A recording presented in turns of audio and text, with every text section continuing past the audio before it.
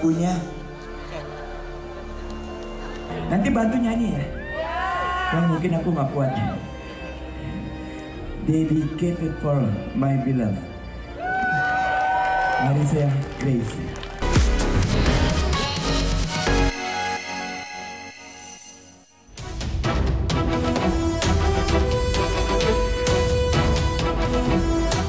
Perjuangan Timnas Garuda menuju pentas Piala Dunia 2026 masih harus terus berlanjut.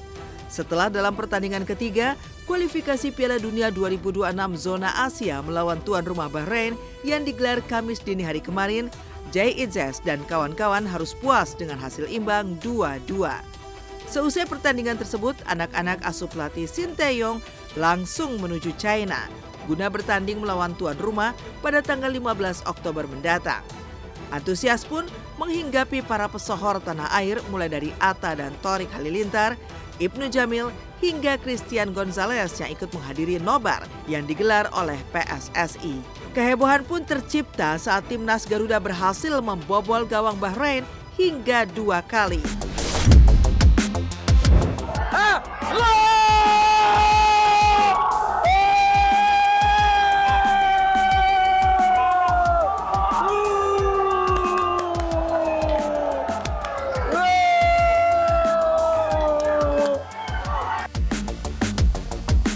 Pertandingannya deg-degan banget, John, bikin gemas. Tapi biar gimana pun juga, kita harus tetap semangat support Indonesia. Mudah-mudahan kita bisa terus melihat peningkatan yang kita harapkan untuk Timnas Indonesia.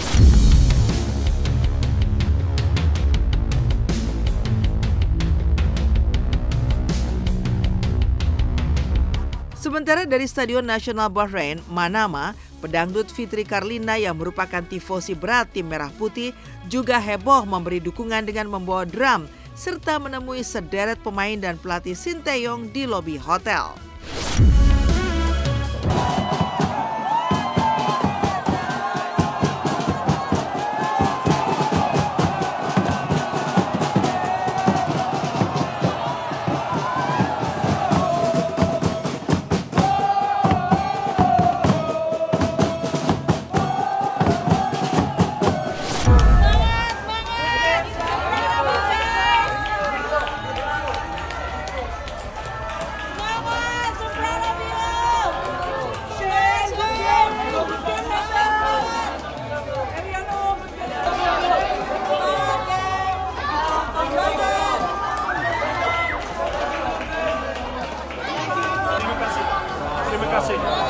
Terima kasih. 감사합니다, coach.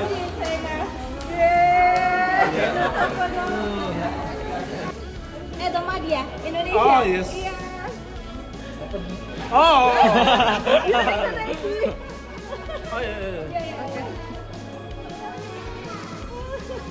Sampai sekarang tiap Timnas main udah nggak bisa ke Bendung lagi. Bahkan kita udah janjian mau ke Bahrain. Bahrain sama Cina ya? Sama Cina. Ya. Aku udah janjian. Yang pastinya aku ingin memberikan semangat secara impersonal gitu, secara datang nggak cuma hanya di tribun tapi juga secara physically aku ingin memberikan semangat untuk mereka gitu. Karena ada beberapa pemain yang memang aku kenal in person kayak gitu. Jadi dengan kehadiran aku jauh-jauh ke sana itu kayak memberikan semangat tersendiri sih buat mereka.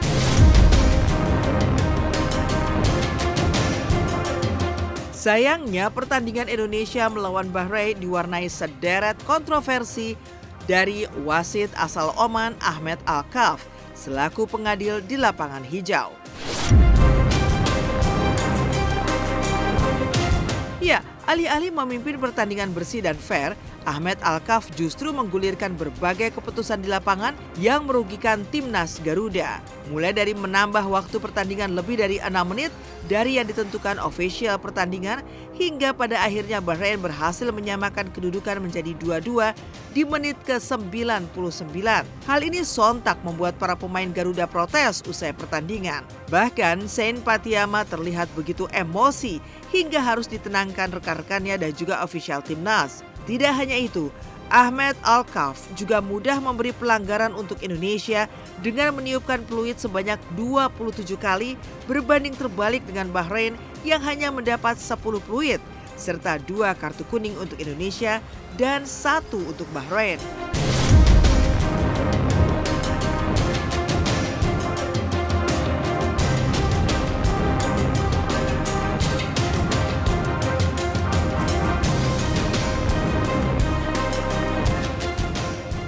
Juga memang kadang ada tambahan, cuman memang tidak nyaman untuk Indonesia tentu saja. Dan dari wasit asal Oman ini memang berat sebelah. Sudah banyak media yang mengatakan bahwa hati-hati dengan wasit ini. Ya, menurut saya pertandingan Indonesia melawan Bahrain, bermain di kandang Bahrain, betul-betul kalau saya menggunakan bahasa yang banyak dipakai orang, yaitu kita dirampok.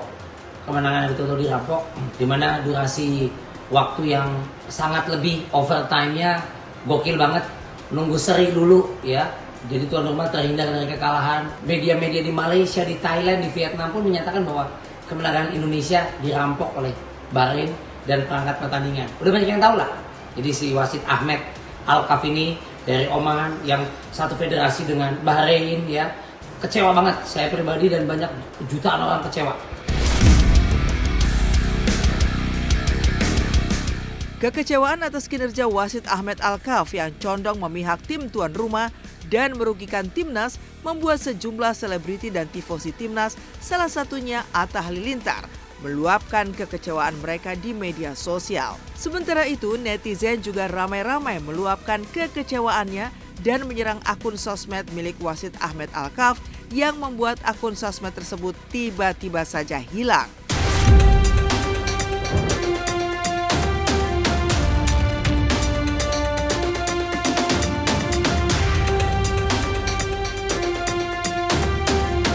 Kenapa lu malah bikin gue tambah trauma dengan apa? Dengan botaknya lu. Kita fans MU itu udah trauma sama orang botak, Aki Ahmed. Cukuplah Ten Hag aja yang botak tapi nyakitin. Maksud gue lu obatin trauma gue dengan apa? Dengan lu botak juga tapi berbuat baik, bukan malah zolim juga. Kelucuan juga mewarnai aksi netizen dalam melampiaskan amarahnya terhadap kinerja wasit. Mulai dari marah-marah hingga Pak Moh, ayah dari Fadil Jaidi, melampiaskan kekesalannya kepada wasit dengan menuding wasit Ahmed Alkaf telah zolim kepada timnas Indonesia dengan sesekali menimpali wawancara sang wasit menggunakan bahasa Arab. Wes, yuk, kan tak gojam tayo opo, wes bahari lu mau iku sampai 99 gua. Oh, wasit dikira ini gak seneng Indonesia menang tayo opo. Wasit, astagfirullahaladzim, wasit sekelas Konami Cup. Lu kasih kepercayaan di pertandingan kualifikasi Piala Dunia. Ahmed Alkaf ya, Ahmed Alkaf. Alkaf itu artinya laki-laki yang mulia dan pintar. Lu pintar enggak, mulia apalagi. Untuk timnas Indonesia, semangat terus. Mudah-mudahan di pertandingan selanjutnya kita nggak ketemu lagi negara-negara kayak Bahrain. Ya, semangat terus untuk Sintayong. Ya, aduh, oh dikit aja, langsung gini. Aku udah bisa. acting والله. كثير من جميع الاعلاميين. ايوه كلام كثير من الاعلام هو باستي مضبوط لانك انت ما قبلنا ما انت حاكم مضبوط انت. ماذا كلام كثير. Semua orang membicarakan, alam semua bicarakan, media-media iya. Tapi Anda sebagai wasit, saya sudah melaksanakan tugas saya. Tugas dari mana? Oh tuh, jadi kata yang wartawan tuh, itu jangan lari dari pertanyaan Anda. Jawab pertanyaan itu tanya. Dengan permainan pertandingan semalam tuh gimana? Nah, dia tuh kabur tuh ditanya, kata wartawan itu. Ente jangan lari dari pertanyaan anak, jawab dulu pertanyaan saya, atau enggak? Kalau supporter mah udah Indonesia nggak usah ditanyain. Dunia juga tahu gimana gilanya Indonesia mendukung timnas kita. Jadi sudah sepatutnya pengurus siapapun itu kita bersatu untuk memberikan yang terbaik, support.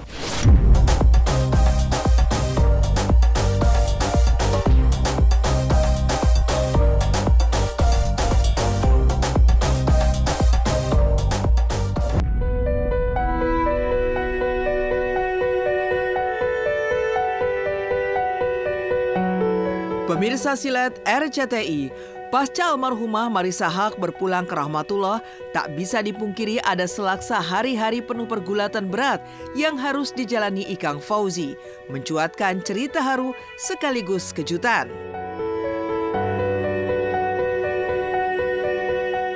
Bagaimana tidak, menikah dengan Marissa sejak tahun 1986, sejak itu pula rumah tangga Ikang Fauzi dan Ica, panggilan akrab almarhumah Marissa Haque, selalu memperlihatkan potret harmonis. Meski jagat hiburan ramai diwarnai kisah perceraian, tapi pernikahan Ikang dan Marissa selalu menunjukkan aura adem ayem jauh dari rumor keretakan.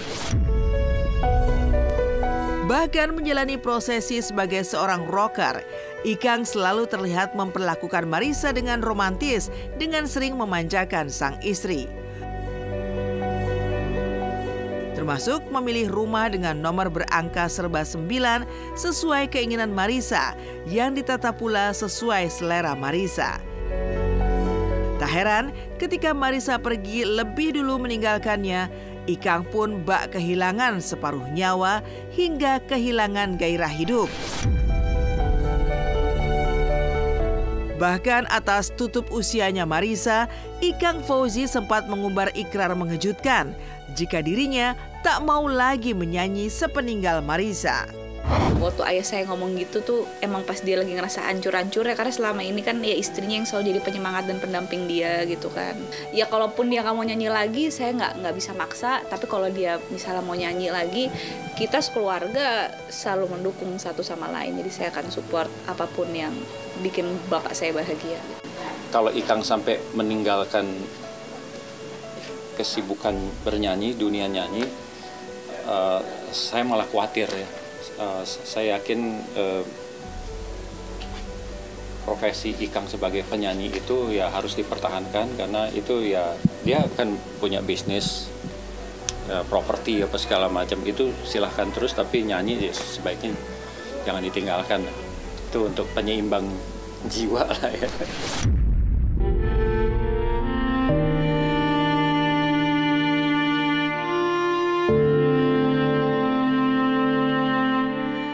Manusia boleh berencana, namun Tuhan jualah penentunya. Nyaris 2 pekan Marissa meninggal, Ikang yang sempat berikrar untuk berhenti menyanyi justru mulai berubah pikiran. Meski masih berduka, lihat saja bagaimana kemarin Ikang melaksanakan tanggung jawabnya menyanyi di atas panggung, memenuhi jadwal yang sudah lama masuk hingga mencuatkan suasana haru. Pasalnya, awal memasuki panggung, Ikang yang masih berduka sempat mengaku mungkin tidak akan kuat dan meminta penonton untuk mendoakan Marissa lengkap dengan doa Al-Fatihah secara bersamaan. Namun usai mendoakan Marissa dari atas panggung, barulah Ikang beraksi menyanyi dengan pemandangan mengejutkan. Karena meski sempat terlihat mengusap tangis dan murung sedih saat menyanyikan lagu berjudul Salam Terakhir, tapi Ikang berhasil mengatasi kesedihannya sehingga mampu menyanyi di atas panggung dengan penampilan prima. I love you. Hai. Apa kabar? Alhamdulillah. Senang ya saya ketemu teman-teman di sini. Ya, bisa goyang-goyang lagi. Kalau di rumah saya goyang-goyang sendiri, diketawain sama anak saya. Ayah masih sehat nih, saya ditemani anak-anak saya hari ini. Dia yang ayah bangkit terus. Terima kasih atas doanya semua ya. Ini Isabella, anak saya Isabella.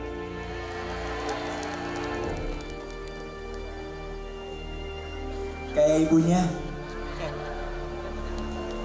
Nanti bantu nyanyi ya. Kan mungkin aku nggak kuat.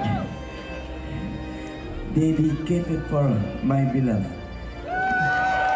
Marissa Grace Fauzi binti Alan Haque. Saya minta, boleh nggak?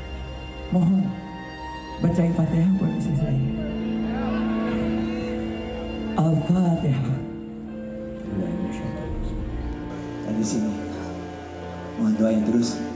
Salam terakhir buat the only one. You may see me. You may see me.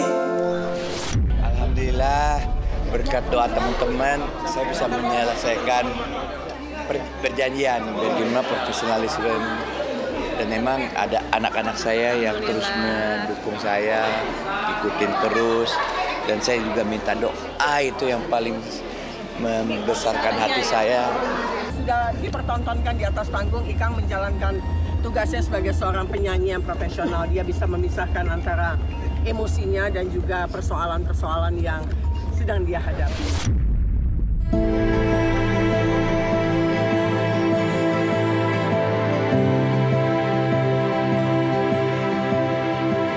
Ya, lagu berjudul Salam Terakhir seolah menggambarkan perpisahan yang kini harus dialami Ikang Fauzi ketika ditinggal Marissa Haque lebih dulu. Dan seolah mengerti kesedihan hati Ikang, setiap kali menyanyikan lagu ini banyak sahabat hingga penonton yang memberikan penghiburan untuk Ikang. Sebut saja penyanyi senior Faris RM yang memeluk Ikang usai tampil di atas panggung, hingga Niki Astria terlihat memeluk memberikan penghiburan untuk Ikang saat menyanyikan lagu Salam Terakhir di atas panggung konser Niki. Kau mencurahkan kasih sayang padaku, sebatang hanyalah untuk membangkitkan semangat juangku. Mungkin seumur hidupnya Ikang tidak akan stabil. Mungkin seumur hidupnya Ikang tidak akan stabil. Insya Allah, kalau orang menghendaki itu jadi ibadahnya aku. Marissa juga senang sekali pasti ya. Iya dong, pengambil semangat. Karena saya menyesal ketika peristiwa terjadi saya nggak ada gitu loh. Padahal dia sangat dekat dengan saya. Ya kalau sampai dia hancur atau sampai dia ini, jelas lah bukan itu keinginan seorang istri yang mencintai suaminya. Jujur aku netesin air mata ya kayaknya, ya Allah.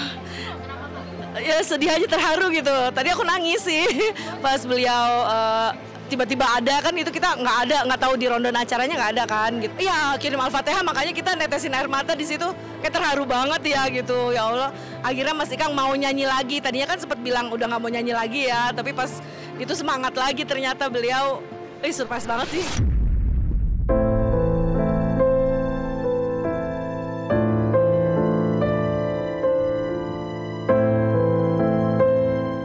Meski tanpa bicara, semua orang pun tahu bahwa seumur sisa hidupnya Ikang tak akan pernah bisa kembali seperti dulu, karena tak bisa lagi hidup berdua bersama belahan jiwanya, Marissa Haque. Tak heran jika setiap berada di atas panggung, kini Ikang selalu berusaha menggalang doa untuk Marissa dengan meminta ratusan penonton untuk mendoakan almarhumah istri tercinta. Karena kini hanya doalah satu-satunya cara kekal Ikang untuk menemani sang istri hingga saatnya menuju jannah nanti bersama-sama. Iya betul Mbak. Dan aku juga minta doa kan sama kalian juga kan ya. Biar gimana saya percaya dia lihat saya. Gitu, amin. Insya Allah anak-anak juga ngerasa gitu ya. Insya Allah, karena biar gimana harus kayak hadepin. Iya kan? Saya masih punya tanggung jawab. Karena ini Allah udah menentukan seperti ini ya, saya harus ikutin. Saya cuma ngelihat sisinya Ikang itu profesional, ya kan. Jadi artinya dia bisa melupakan sesaat pada saat dia harus bekerja. Ini kan bekerja kan. Iya, healing. Ketemu teman-teman, ini kan teman-teman seangkatan, sejamannya. Kita punya histori, punya cerita, itu kan semangat. Saya respect dan saya salut sama Ikang. Kita lihat nanti Ikang. Dia sehat kok.